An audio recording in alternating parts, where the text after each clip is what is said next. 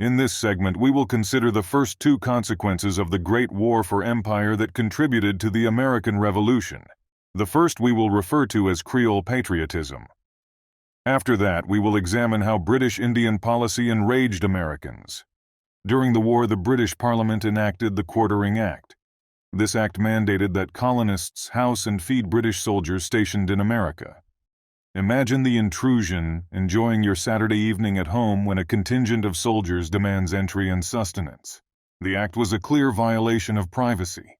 However, the issue went beyond mere practicality.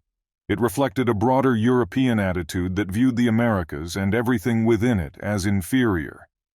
This sentiment wasn't unique to the British. Spanish and French colonists likely faced similar prejudices.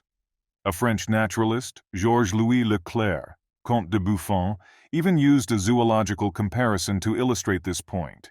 He contrasted the mighty war horses of Europe with the weak, passive deer of America. This underlying arrogance permeated all social classes and undoubtedly informed the behavior of British soldiers stationed in the colonies. They likely viewed the colonists as uncultured and backwards, ignorant hicks.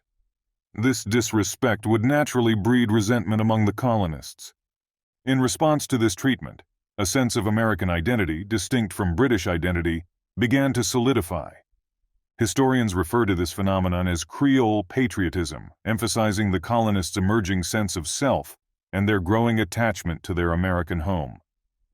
Let's first clarify the definition of Creole in this historical context.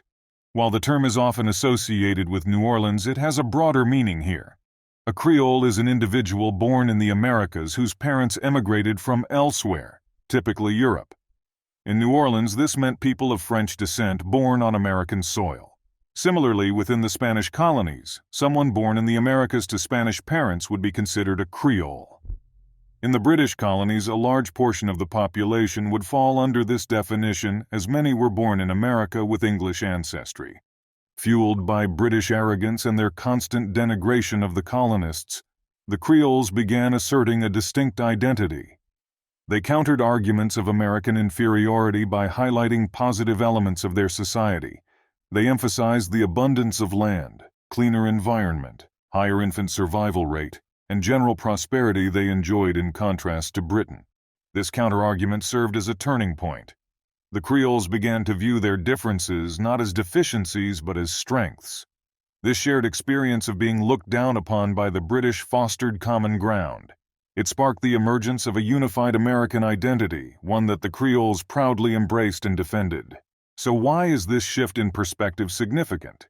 Unity fosters strength. Remember, we're building towards the American Revolution, a fight for independence from Britain. How can a revolution for American independence occur without a unified American population? Recognizing their distinct identity from the British was essential. The British arrogance then inadvertently fueled this nascent nationalism we call Creole patriotism. It instilled a minimal sense of unity among the colonists. While regional identities remained distinct, a shared identity as American began to take root.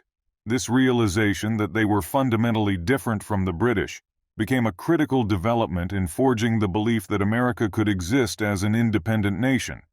Another consequence of the war was American resentment of British Indian policy. Tensions rose between the colonists and the Crown regarding westward expansion. During the war, colonists were motivated by the potential for acquiring land in the West. Many, in fact, were promised such land for their service. However, British policy post-war directly contradicted these expectations. King George III issued the Proclamation of 1763, establishing a boundary line, the Proclamation Line, that restricted colonial settlement west of the Appalachian Mountains. This restriction infuriated the colonists for several reasons. Firstly, they felt they had earned the right to westward expansion through their wartime contributions. Secondly, many colonists held promises of land grants in the very territories now declared off-limits. This perceived betrayal by the Crown fueled significant resentment among the colonists. Please proceed to answer the questions in the assignment on Canvas. If you have any questions, you can post them in the open forum discussion or contact the professor using Canvas email.